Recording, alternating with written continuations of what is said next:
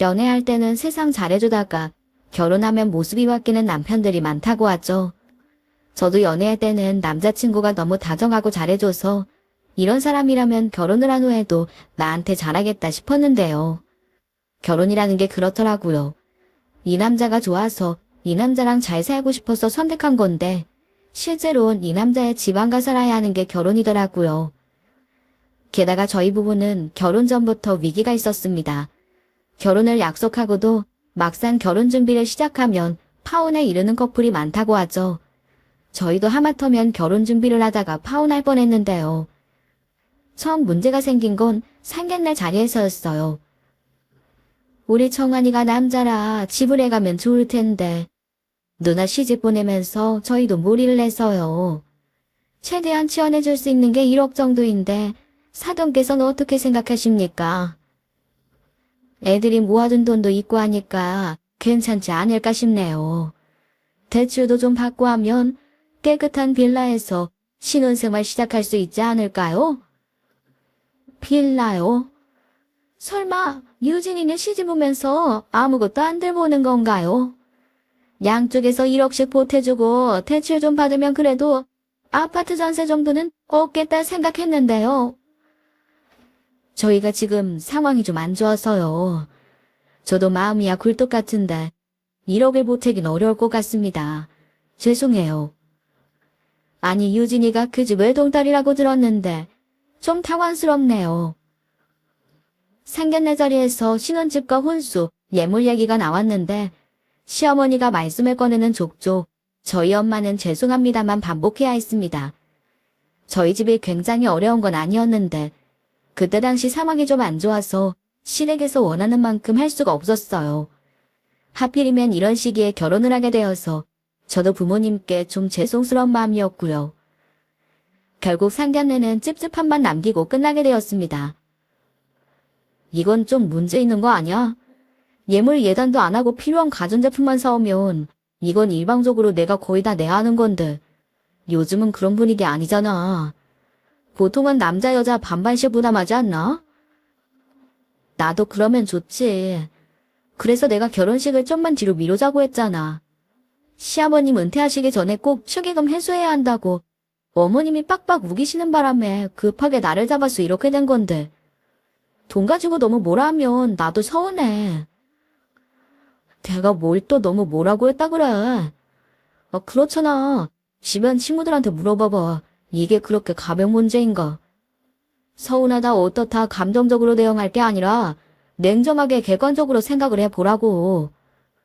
당신이 내 입장이면 막말로 우리 집에서 아무것도 못 해주겠다고 하면 장모님은 어떻게 생각하시겠어? 암튼 생각과 달라서 당황스럽네 좀.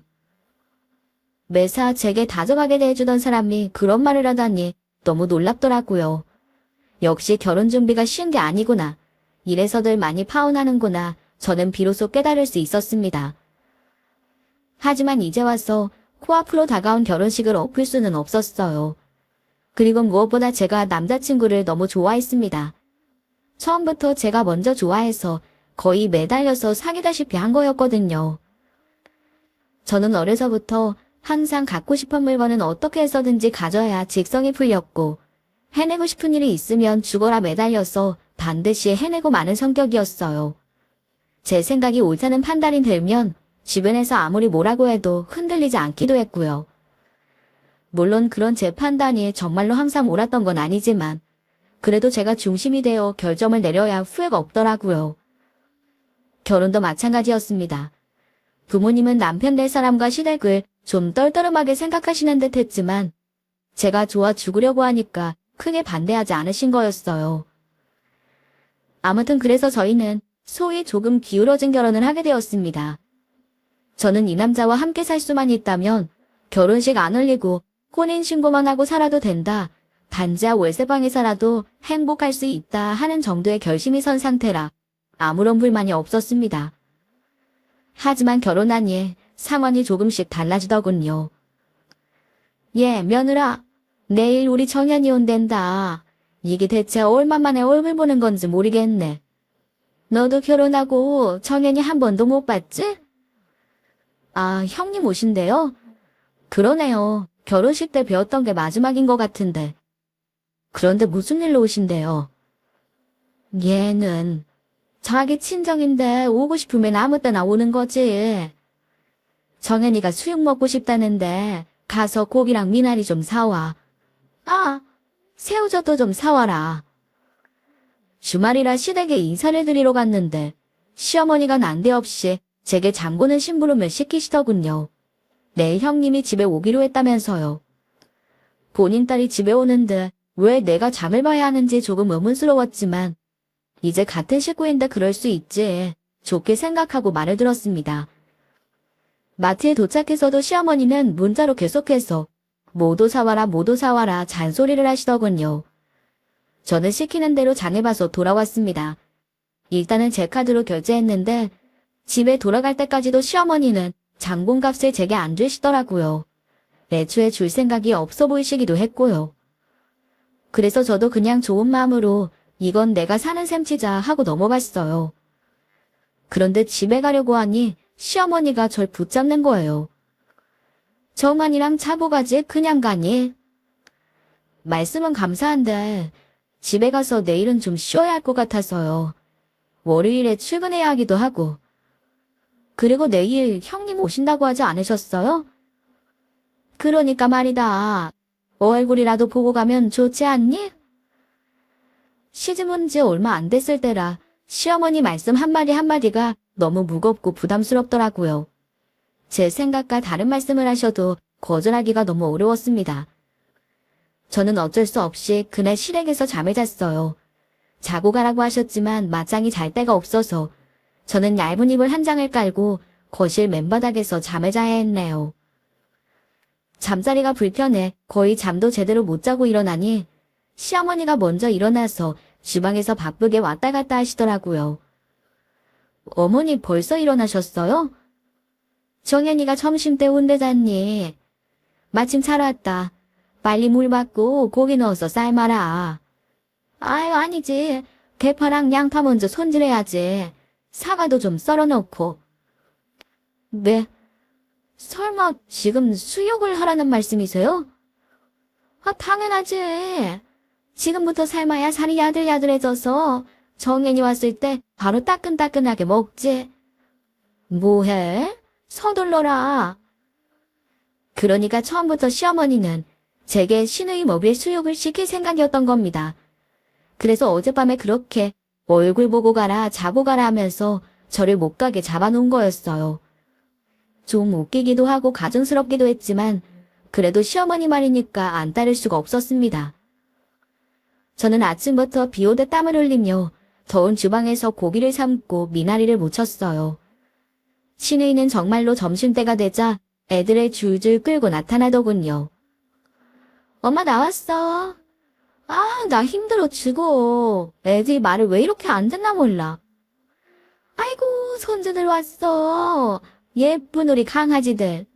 배고프지? 어서 밥 먹자. 할미가 맛있는 거 해놨어. 입은 삐뚤어졌어도 말은 바로 해야지. 맛있는 걸 본인이 언제 하셨다고 그렇게 말하나 싶었습니다. 저는 주방에서 쭈뼛대다 얼굴만 내밀고 인사했어요. 일어나자마자 일하느라 얼굴에 화장기가 하나도 없었거든요. 그런데 신우이는 친정에 오면서 뭘 그렇게 단장을 한 건지 풀 메이크업에 머리도 예쁘게 되어 있더라고요. 마치 샵에 갔다 온 것 같았네요. 말도 마. 내가 둘이 되니까 몸이 나만하질 않아. 이럴 때 고기 위주로 잘 먹어줘야지 안 쓰러지고 버틴다니까? 그래 많이 먹어. 내가 너 먹이려고 고기도 실컷 사놨다. 너 수육이랑 미나리 무침 같이 먹는 거 좋아하잖니? 엄마 그거 알아? 청담에 수육고기 파는 집이 그렇게 많은데 어디서 먹어도 이 맛이 안 난다? 집에서 하는 음식을 따라갈 수가 없어. 근데 내가 지금 집에서 음식할 상황이냐고. 애 둘 보기에도 벅차는데. 그냥 음식만 해주시는 도우미 못 쓸까봐. 이서방한테 말해보면 안 돼? 개업한 지 얼마 안 돼서 지금은 상황이 좀 안 좋은가? 말도 마. 개업한다고 돈을 얼마나 갖다 썼는데. 대출 끼고 10억이나 들었다니까. 그래도 뭐 실력 좋은 의사니까 금방 회수하겠지. 15? 세상에, 그걸 사돈께서 전부 내주신 거야?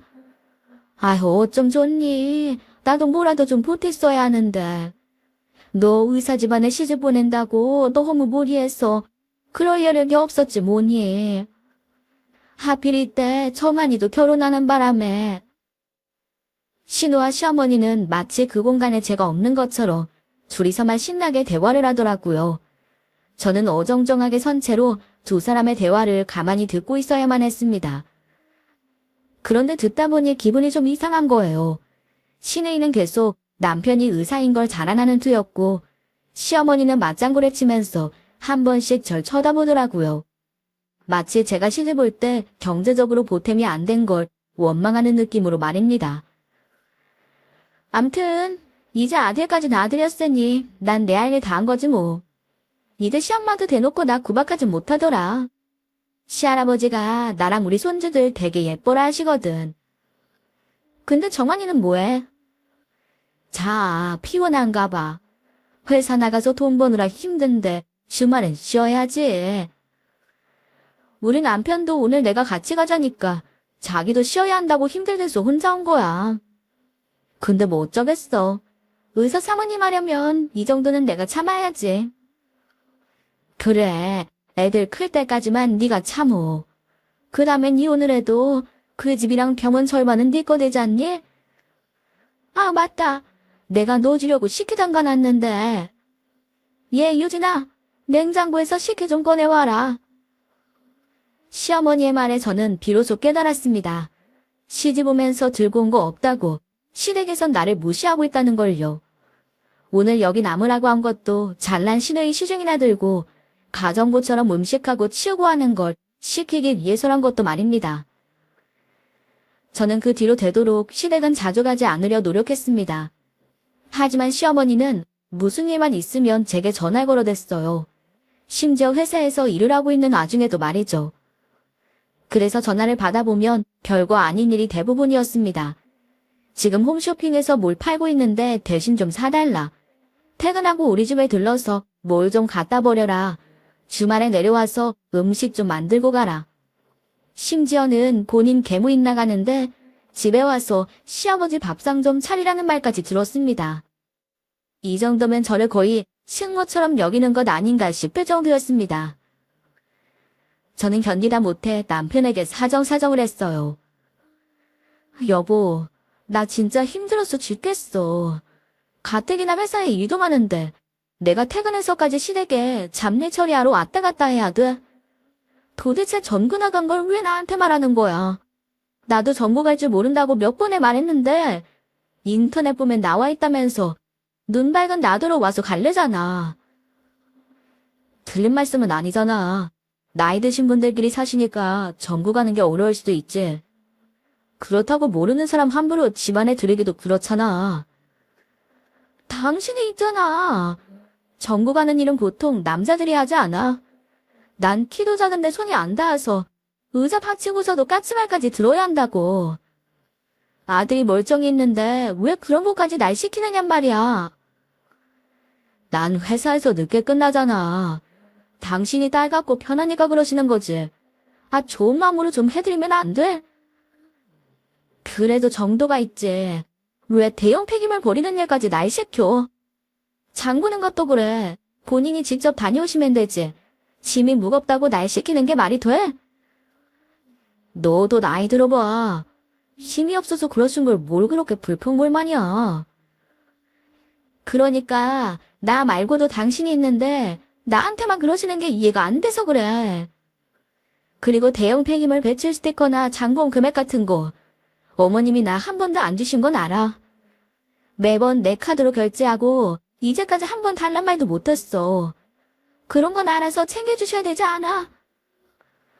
야, 그거 몇 푼이나 한다고 쪼잔하게 그러냐?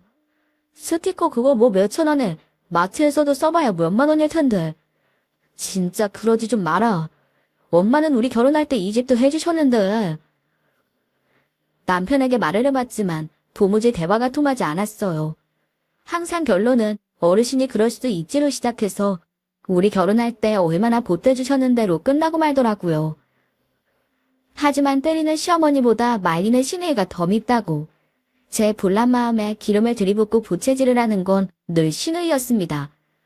대체 왜 그러는지 평소엔 친정에 잘 오지도 않던 사람이 제가 결혼하고 나서는 거의 매주 찾아오더라고요. 문제는 자기만 오면 되는데 꼭 저를 불러내서 자기 수발을 들게 한다는 거였어요. 올케, 지난번에 국수가 좀 짜던데 이번에는 간 좀 잘 맞춰줘. 나 요즘 관리 중인데 나트륨 많으면 붓는단 말이야. 우리 애들 이유식은 내가 보냉백에 담아놨으니까 뜨겁지 않게 잘 데워주고. 얘, 너 이거 뭐니? 뭐 보던 건데 새로 샀니? 가방 되게 좋아 보인다. 남편이 사줬어. 정확히는 내가 남편 카드로 샀지. 스트레스 받아서. 예쁘지? 국내 세점밖에 안 들어온 신상인데 셀러가 들어오자마자 바로 나한테 연락 줘서 바로 가서 샀어. 지난번에 TV 보니까 주말 드라마 나오는 배우가 나랑 똑같은 거 들었더라. 세상에, 딱 봐도 되게 비싸 보이는데 이걸 아까워서 어떻게 드니? 나는 간이 작아서 누가 사준데도 못 들고 댕길 것 같다. 조금만 있어봐, 엄마. 이서방 병원 잘 되면 곧 엄마 모시고 가서 하나 사드릴게. 안 그래도 남편이 개업한다고 너무 정신없어서 처갓집 제대로 못 챙겼다고 죄송하다고 전해달라 그랬어. 단번에 말로만 그러지 말고 봉투라도 하나 내놓으라고 내가 닥달할게. 됐다 얘. 너만 잘 살면 난 그걸로 만족이야. 우리 청한이 봐라. 얼마나 불쌍하니? 대출비 깎느라 죽도록 일하고 집에만 들어오면 녹초가 되어서는 아이고 밥이나 제대로 챙겨 먹고 다니나 몰라. 이번에도 시어머니는 시누이와의 대화 끝에 기분 나쁘게 저를 한번 쏘아보더군요. 어떻게 사람을 앞에 두고 면전에서 저럴 수 있는 건지 실액의 수준이 의심스러울 정도였습니다.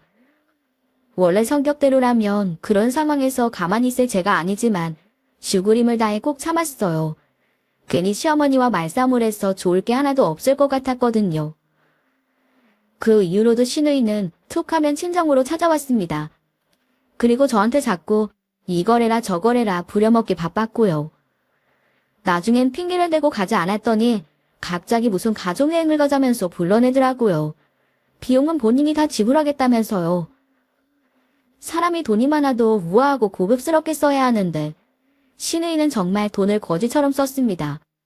뭘 하나 살 때마다 있는 대로 생색을 내고 내가 돈을 썼으니 너는 나를 떠받들어라 한다는 태도로 오만하게 구니 같이 다니면 너무 피곤하고 오만정이 다 떨어질 수밖에요. 저는 참다 못해 남편에게 불만을 토로했어요. 당신 누나 해도 너무한 거 아니야? 이번 주에 제주도를 또 가자고? 나도 좀 쉬고 싶어. 이번에는 가지 말자고 하면 안 돼. 쉬러 가는 건데 쉬고 싶어서 안 간다는 게 말이 되는 소리야? 가서 쉬어. 당신 제주도 좋아하잖아. 그거야 우리 둘이서만 갈 때 얘기고 시댁 식구들이랑 가는 건데 내가 어떻게 쉬어. 누나가 펜션도 다 잡아주고 식대도 내주고 이번에는 비행기표까지 끊어준다는데 그걸 어떻게 거절해. 너무 부담스럽게 생각하지 말고 그냥 맘 편하게 따라가. 막상 가면 재밌을 거야. 지난번에 강릉 여행 갔을 때 기억 안 나? 맛집이 그렇게 많은데 아침 저녁으로 나한테 밥 다 시키고 뭘 좀 삶아 마라 끓여와라. 내가 무슨 요리사야. 아니 형님은 돈도 많다면서 왜 그렇게 밥을 못 해먹어서 안달이래. 하더라도 본인이 하시면 되지 왜 날 못 부려먹어서 안달이냐고. 애들이고 바쁘니까 집에서 밥 해먹을 정신이 없대잖아. 뭘 자꾸 해달라는 건 당신 음식 솜씨가 좋아서 칭찬하는 말인 건데 그걸 왜 꼬아서 들어. 그걸 칭찬으로 듣는 게 꼬아드는 거 아니야. 그리고 애들 키우느라 힘든 건 알겠는데 그렇게 돈이 많으면 도움이 있으면 되지. 왜 여기까지 끌고 와서 나한테 해까지 보게 만드냐고. 나 진짜 너무 힘들어. 이대로는 쓰러질 것 같아. 이번 제주도는 못 가겠어. 갈 거면 당신 혼자 다녀와. 남편은 어떻게 그러냐며 자기 체면이 뭐가 되냐는 둥 말도 안 되는 소리를 늘어놓더니 제가 강경하게 나가자 결국 혼자 제주도를 다녀왔습니다. 제가 집에 있는 동안 시어머니와 시누이에게서 전화가 계속 걸려왔지만 저는 한 통도 받지 않았어요. 제가 불자마자 여행이 매끄럽게 흘러가지 않았는지 매번 어디 갔을 때 좋았다 재밌었다 하하호호 떠들어대던 시어머니와 시누이가 이번엔 그런 말을 하지 않더라고요. 그 다음 주에도 여행을 가자며 시누이가 또 다시 말을 꺼냈지만 저는 이번에도 일핑기를 대며 가지 않았습니다. 그랬더니 그 뒤로 가족여행이 없어지더군요. 정말 웃기는 일이죠. 이제야 좀 숨통이 트이나 싶었던 그 무렵 저는 본가에서 급하게 전화 한 통을 받았습니다. 아빠에게서 걸려온 전화였어요. 유준아, 잘 지내지? 다름이 아니라 너희 엄마가 좀 다쳤다. 운전하다가 뒤에서 접촉사고가 났는데 일단은 병원으로 간 모양이야. 어머, 그래요? 교통사고 심하게 난 건 아니지? 많이 다치셨대? 큰 사고는 아닌데 아무래도 나이가 있다 보니 접촉사고에도 몸에 무리가 간 모양이야. 혹시 퇴근하고 시간 되면 병원에 좀 가봐라. 저는 회사 일이 끝나자마자 병원으로 달려갔습니다. 다행히 큰 사고는 아니라 엄마가 많이 다치시진 않았지만 가벼운 뇌진탕 증상에 꼬리뼈가 골절되었더라고요. 당분간은 입원 치료를 해야 한다고 해서 온 가족이 비상대책회의에 들어갔습니다. 꼬리뼈를 다치시기도 했고 발목 염좌가 있어서 환자가 혼자 거동하기 어려운 상태였거든요. 문제는 아빠도 일이 있으시고 저도 회사원인데다가 이모들은 다들 멀리 사셔서 엄마를 간호할 사람이 없다는 거였어요. 간병인을 쓸까 하다가 엄마가 낯선 사람 들이는 걸 불편해하셔서 결국 제가 연차를 몰아쓰고 엄마 옆에서 간호하기로 했습니다. 그리고 해당 병원에는 비어있는 병실이 8인실밖에 없는 탓에 지인이 운영하는 다른 병원으로 엄마를 옮겨 입원 수속을 밟기로 했어요. 엄마의 상태를 확인하고 의사와 면담하고 회사에 연락해서 양해를 구하고 정말 신경 쓸 게 한두 가지가 아니더군요. 갑작스러운 상황에 정신이 하나도 없더라고요. 그런데 그런 와중에 퍼뜩 들었던 생각은 남편에게서 아무런 연락이 없다는 거였어요. 분명히 엄마가 교통사고가 났다고 얘기했는데 괜찮으시냐고만 한번 물어보더니 병원에 코빼기도 보이지 않고 있었던 겁니다. 저는 약간 화가 난 상태로 집에 들어갔어요. 그런데 집에 남편이 없는 겁니다. 알고 보니 시댁에 가 있더라고요. 남편이 이쪽으로 오라고 부르길래 저는 어쩔 수 없이 시댁으로 향했습니다. 그런데 이게 무슨 일인지 주말도 아닌데 시내에까지 온 가족이 집에 모여 있더군요. 남편은 제가 온 걸 보더니 태평하게 밥을 먹으며 말을 걸었습니다. 당신이 하도 안 돌아와서 저녁을 어떻게 할까 하다가 엄마 집으로 왔어. 마침 누나도 아이다고 하고 같이 밥 먹으면 좋을 것 같아서. 그래? 당신은 지금 밥이 넘어가는가 보네. 우리 엄마 다친 건 걱정 안 돼? 그래서 아까 괜찮으시냐고 물어봤잖아. 가벼운 접촉사고라며. 그럼 괜찮은 거 아니야? 그래도 연세가 있으셔서 아예 안 다치신 거 아니고 입원도 해야 한다고까지 이야기했잖아. 근데 코빼기도 안 비쳐? 사위가 그러면 안 되는 거 아니야. 그래? 난 또 보험 때문에 크게 안 다쳤는데 입원하시나 했지. 요즘 그런 경우 많잖아. 쩝쩝거리면서 아무렇지도 않게 이야기하는데 정말 정남이가 뚝 떨어졌어요. 저는 분을 꾹꾹 눌러 삼키며 최대한 감정을 빼고 이야기하려 노력했습니다. 암튼 그래서 누군가 엄마 곁에서 경간호해야 돼. 지금 거동이 불편하셔서 혼자 화장실도 못 가시거든. 오늘 밤엔 아빠가 계실 건데 내일부턴 내가 엄마 곁에 있으려고. 뭐 그렇게까지 해야 돼? 아니 얼마나 다치신 건데? 빨리도 물어본다. 가벼운 뇌진탕에 꼬리뼈 골절이래. 다리 쪽엔 염좌가 있고 발목이 많이 부으셔서 걷질 못하셔.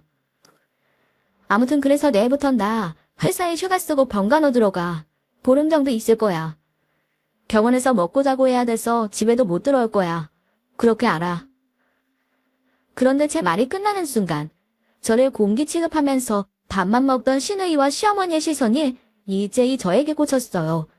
마치 제가 해서는 안 되는 말을 한 것처럼요. 먼저 입을 뗀 건 시어머니였습니다. 아니 얘, 그럼 우리 청원이는 누가 챙겨주니? 애 출근시키고 아침밥 저녁밥 차려줄 사람은 있어야지. 어머니, 이 사람도 성인이에요. 손발 달렸고요. 지금 저희 엄마가 다치셔서 거동을 못 하시는데 거기 가봐야지 제가 이 사람 밥을 차려줘야 되나요? 너 지금 말 대꾸 하니? 어디서 어른 얼굴을 똑바로 쳐다보고 너 그렇게 배웠어? 가진 게 없으면 교육이라도 똑바로 받았어야지. 대체 너네 집안에선 뭘 믿고 널 우리 집에 시집 보낸 거니? 가진 게 없다고요? 그러는 어머님은 대체 뭘 믿고 그렇게 대단한 의사 집안에 따님 시집 보내셨어요? 황새 쫓아가다 뱁새 가랑이 찢어진다고 지금 딱 그 꼴 아니에요. 어머님도 딸 가진 사람이니까 딸 자식 시집 보낸 그 마음이 어떨지 다 아실 거 아니에요. 그런데 어떻게 본인 딸 귀한 줄만 아시고 며느리한텐 이따위로 대접하세요. 뭐야? 이게 진짜... 시어머니는 분을 못 이기고 제게 손찌검을 하는 게 아니겠어요. 정말 더는 참을 수가 없어 저도 손을 들었습니다. 그런데 갑자기 나타난 시내이가 제 팔목을 잡더니 쌍욕을 하면서 머리채를 잡더라고요. 남편은 어쩌장게 끼어들어 그만들 하라면서 또 적극적으로 말리지는 않는 겁니다. 자기 와이프가 머리채를 잡혔는데 말로만 그만하라고 하는 게 정상적인 행동인가요? 정말 제가 좋아서 따라다니고 매달리고 그러다 결혼한 거지만 그 순간엔 아, 내가 틀렸구나. 이 사람 진짜 아니구나 하는 생각이 들면서 눈물이 핑 돌았습니다. 저는 시누이를 거칠게 밀쳐내고 씩씩대며 고함을 질렀습니다. 못 빼어먹은 건 그쪽 아닌가요? 저도 귀하게 자란 남의 집 딸이에요. 어디서 함부로 제 몸에 손을 댑니까? 사람이 사람을 때리는 건 어떤 경우에도 허용되지 않는다고 학교에서 안 배웠어요. 돈 많은 남자 물어서 시집 가는 게 여자한텐 최고의 인생인 것 마냥 천박한 생각이 나는 인간들이. 그런 사고방식으로 사니까 집안이 통째로 이 모양이죠. 얘가 드디어 본색을 드러내는구나. 너 어디서 따박따박 말대답이야. 진짜 가난하고 못 배운 것들 최악이야. 시집 오면서 보탠 게 하나도 없으면 몸으로라도 때워서 어떻게든 시댁에 보탬이 될 생각을 해야지. 불러도 오지도 않고 연락도 안 되고 불량하게 굴더니 자기 엄마 다쳤다니까 특별같이 달려가서 병간호를 한다고 하질 않나. 그 병원비는 돈 누가 감당할 건데? 사돈 능력 없는 거 뻔히 다 아는데 설마 그것도 우리 아들 돈으로 감당하려는 건 아니지? 뭐라고요? 돈이 없으면 몸으로 때워야 한다고요. 저 결혼한 거지 노예 계약한 거 아니거든요? 그리고 지금 사돈이 다쳤는데 누구 주머니에서 병원비 나가는지 그런 생각밖에 안 드세요. 진짜 기가 막히네요. 반드시 어머님도 똑같은 일 겪으시길 바랍니다. 그 잘난 의사사위 집안에서 그때 형님한테 어떻게 대하는지 보자고요. 야, 너 지금 말 다 했어? 어딜 가? 당장 이리 보다. 그날 저녁 저는 시댁 식구들과 크게 싸운 뒤 짐을 챙겨 병원으로 향했습니다. 뒤늦게 남편이 뜯어말렸기에 망정이지 안 그랬으면 누구 하나는 병원 신세를 질 뻔했어요. 제가 머리는 산발이 되어서 여기저기 핥힌 자국에 몸자국을 달고 병원에 들어서자 엄마가 너무 놀라시더라고요. 그리고는 제게 자초지종을 묻는데 엄마 목소리를 듣자마자 눈물을 뚝뚝 떨어뜨리고 말았습니다. 엄마는 세상에 그런 경우가 어딨냐면서 있는 대로 화를 내셨어요. 당장이라도 병원을 뛰쳐나가 싸우려고 하시는 걸 겨우 뜯어 말렸습니다. 하긴 하나뿐인 딸이 시댁에서 그런 대접을 받고 쫓겨나오다시피 했는데 그걸 좋게 볼 부모가 어디 있겠어요. 저는 보름 동안 엄마 옆에서 병간호를 하며 그동안 미처 말하지 못했던 이야기들을 부모님에게 들려드렸어요. 시댁에서 저를 얼마나 함부로 대했는지, 제가 어떤 취급을 받으며 시집살이를 했는지 말이에요. 이야기를 나누다 보니 생각이 좀 정리가 되고 앞으로 어떻게 해야 할지 결심이 서더군요. 보름이 지나고 엄마의 몸 상태가 많이 회복되어 무사히 퇴원을 하게 되었습니다. 앞으로는 통원 치료를 받아야 한다고 해서 그건 아빠가 도와주시기로 했어요. 기분 좋게 엄마를 모시고 나오는데 병원 앞에 남편의 차가 서 있는 것이 보였습니다. 그동안 코빼기도 한번 안 보이더니 퇴원할 때가 되어서야 오는구나 싶었습니다. 그런데 남편의 분위기가 좀 이상했어요. 장모님, 좀 괜찮으십니까? 유진이 데리러 왔습니다. 장모님 저쪽 차에 모셔드리고 너는 내 차에 타. 저쪽에서 기다리고 있을게. 나 엄마 집까지 모셔드려야 되는데? 무슨 일인데 그래? 장인어른 계시잖아. 너랑 둘이 할 얘기가 있어서 그래. 기다리고 있을게. 남편은 막무가내로 할 얘기가 있다면서 저를 기다리겠다고 하더라고요. 시댁에서 그렇게 대판 싸우고 나온 뒤로 전화도 안 받고 한마디 말도 안 서고 있었던 터라 아직 앙금이 풀리지 않은 상태였어요. 보나마나 그 얘기겠구나 싶어 이야기를 시작하기도 전부터 어지러웠네요. 어쨌든 남편과 이야기는 해야겠기에 엄마를 아빠 차에 태워드리고 저는 남편에게로 왔어요. 그런데 남편은 저를 차에 태우더니 어디로 간다 말도 없이 차를 출발시키더라고요. 서로 대화가 없으니 차 안에는 냉랭한 공기만이 감돌았습니다. 한참을 달려 남편이 차를 세운 곳은 어이없게도 서초동이었어요.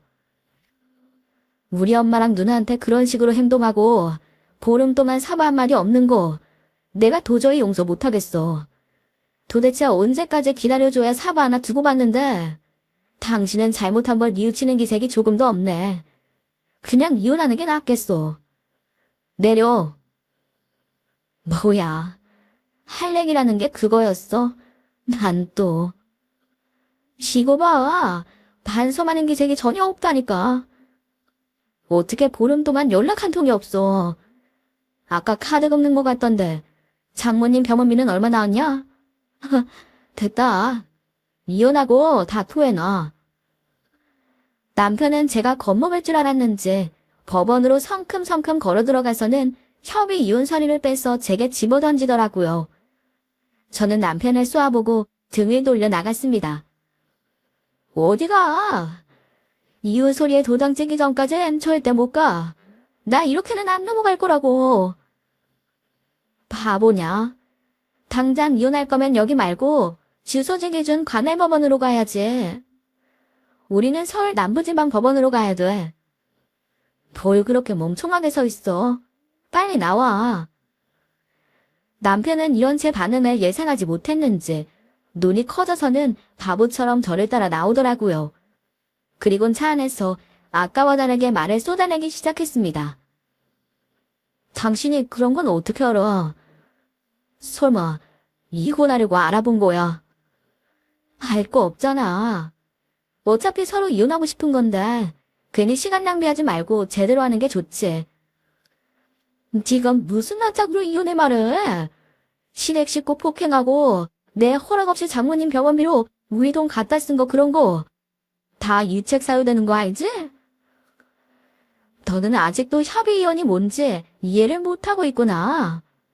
못 배운 게 누군데 진짜 생각할수록 어이가 없어서. 됐으니까 내려. 조금 전 당당한 기세와 다르게 남편은 제 태도에 당황해서 조금씩 허둥대는 것이 느껴졌습니다.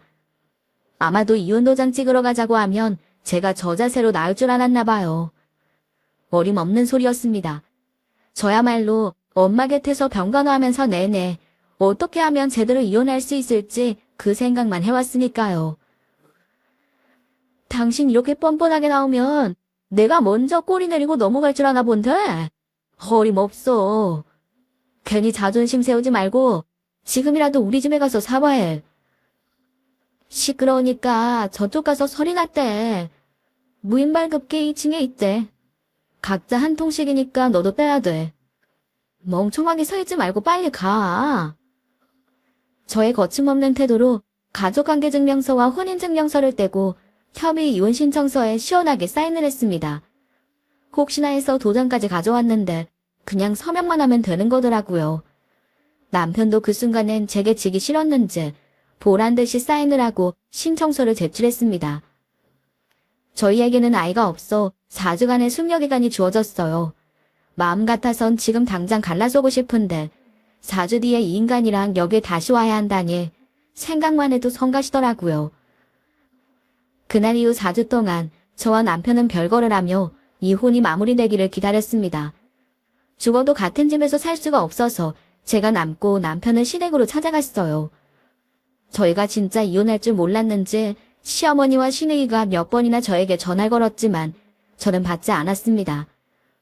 전화를 받지 않았더니 그 다음엔 문자 폭탄이 쏟아지더라고요. 업무에 지장이 있을 정도로 말이에요. 그래서 저는 번호를 아예 차단해놓고 시간이 가기만을 기다렸어요. 그런데 어느 날 퇴근 후 집에 돌아왔는데 집 앞에 시어머니와 시누이가 찾아와 있는 게 아니겠어요? 그것도 남편과 함께 말이에요. 저는 피할 방법이 없어 어쩔 수 없이 시댁 식구들은 집 안에 들여야 했습니다. 옳게 진짜 뻔뻔하다. 어떻게 정말로 이혼할 생각을 해? 지금이라도 우리한테 사과하면 용서해 주겠대잖아. 가진 게 자존심밖에 없어. 왜 그렇게 어리석은 선택을 해? 이혼은 부부 사이의 문제니까 그만하려고 오셨으면 그냥 돌아가 주세요. 아니면 변호사총에서 말씀하시던가요. 뭐, 주제에 변호사도 있어? 이혼 소송에도 국선 변호사가 있나? 아니, 둘이 협의혼한다고 하지 않았어. 지금은 오기로 저러지만 결국엔 저 사람이 협조적으로 이혼해줄 것 같지가 않아서요. 어차피 언젠가는 준비할 텐데 미리 준비하는 것도 나쁘지 않고요. 그리고 국선 같은 거 아니고요. 우리 엄마 건물에 법무법인이 세입자로 들어와 있어서 거기에 부탁했어요. 그게 무슨 뚱딴지 같은 소리야. 사돈 형편 다 아는데 무슨 건물이 있다 그래. 옳게 진짜 정신이 이상한 것 같다. 허언증도 병이야. 정신병원은 가봤어? 하실 말씀 끝나셨으면 빨리 나가주세요. 그리고 형님은 집에 안 들어가세요.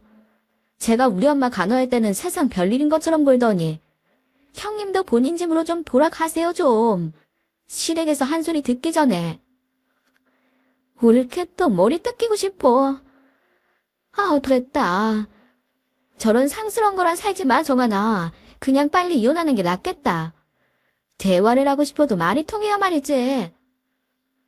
시누이는 또 한 번 막말을 뱉고서야 제 집에서 발을 뗐고, 그리고 그것이 제가 본 시누이의 마지막 모습이었습니다.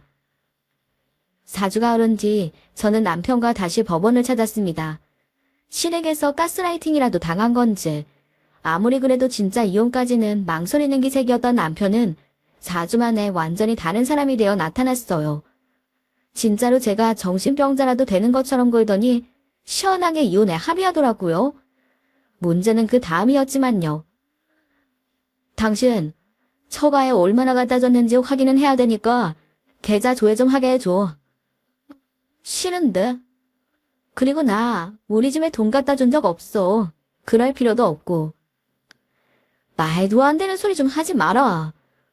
설마 또 장모님이 건물 주고 그런 정신 나간 소리 하려는 건 아니지? 사실이야. 보여줘. 여기 이 건물이 우리 엄마 거야. 여기 3층에 있는 정형외과가 우리 엄마 입원했던 병원이고 와봤으니까 어딘지 알지? 그러게 우리 엄마 병원비 걱정을 왜 해? 그 병원 우리 엄마 건물에 있는 건데. 제가 검색해서 사진까지 보여주자 남편은 그제야 눈썹을 꿈틀거리더니 제대로 보더군요. 그리고 여전히 믿지 않는다는 듯한 말투로 묻더라고요. 결혼할 땐 그런 얘기 없었잖아. 그리고 상식적으로 건물주가 현금 1억이 없다는 게 말이 돼. 형편 어렵다고 아무것도 못 해왔으면서 호세는. 그때야 건물 올리고 있을 때니까 그랬지. 건축자 재비 급등해서 여기저기 빚내고 우리 집에 진짜로 현금이 없었다고. 지금이야 공사 마치고 모든 층의 임대가 끝나서 월세 수익 나오고 있지만 임차인이 전부 치과, 정형외과, 피부과, 법무법인 1층엔 커피 프랜차이즈라 나름 쏠쏠해. 표정이 왜 그래? 아직도 내가 정신병자 같아. 저는 하얗게 질린 남편을 뒤로하고 먼저 법원을 빠져나왔습니다. 뒤에서 남편이 저를 부르는 소리가 들렸지만 걸음을 멈추지 않았어요. 뒤도 돌아보지 않았고요. 이후에도 남편에게서는 계속 전화가 걸려왔습니다. 저는 받지 않았지만요. 한 번은 회사 앞으로 찾아오기까지 했더라고요. 너무 귀찮아서 잠깐 서서 얘기를 들어봤는데 지금이라도 이혼을 물을 수는 없느냐고 하더라고요. 그게 말이 되는 소린가요? 이미 도장 다 찍었는데 말이에요. 우리 부모님 재산이 그렇게 많은 줄 알았으면 진작에 보태주시고 도와주셨어야지. 어쩜 그렇게 감쪽같이 자기 속였느냐며 사기꾼이라고 막말까지 하더라고요. 아니 나랑 결혼했다고 무슨 우리 부모님 재산이 자기 거라도 되는 건가요? 더 들을 가치가 없어서 돌아서라는데 남편이 마지막으로 한마디 했습니다. 야, 나 진짜 힘들단 말이야. 우리 누나도 이혼당했어. 그것 때문에 우리 엄마가 얼마나 마음고생하고 있는지 알아? 형님이 이혼을. 왜? 의사 집안에 시집 갔다고 엄청 좋아하면서 예쁨 받는다 어쩐다 자랑질해. 돈 펑펑 쓰고 다닐 땐 언제고? 그거 다 거짓말이었대.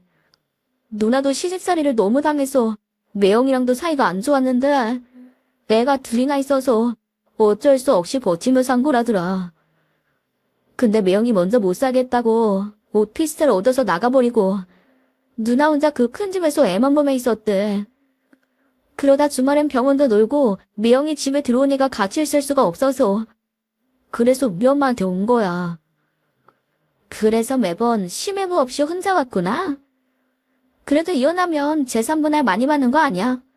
이대로 버티고 사면 이혼해도 돈 생긴다고 어머님도 좋아하시는 것 같던데.